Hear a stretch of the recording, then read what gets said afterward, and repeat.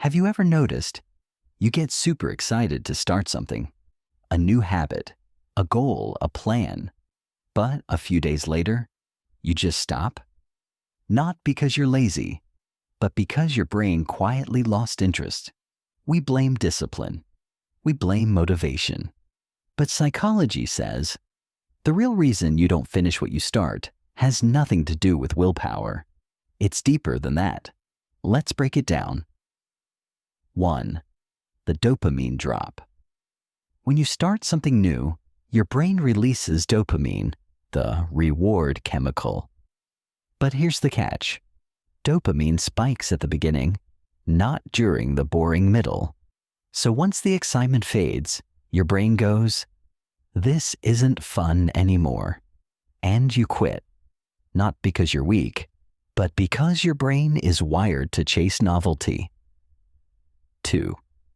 You're addicted to starting, not finishing. There's a hidden trap most people don't see. Starting feels productive. Planning feels productive. But finishing?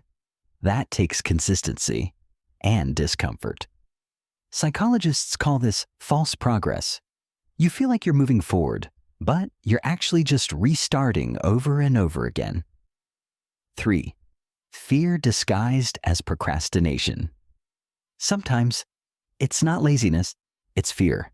Fear of not being good enough, failing after trying, or even succeeding and changing your life. So your brain protects you by saying, "I'll do it later," but later never comes. 4. The identity problem. Here's the deeper truth most people ignore. You don't act based on goals. You act based on identity.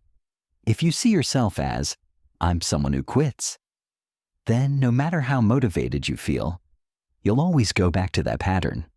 Psychologists call this self-identity consistency.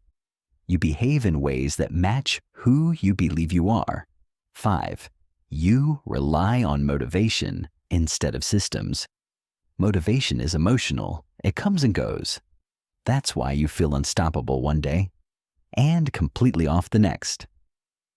People who actually finish things don't rely on motivation.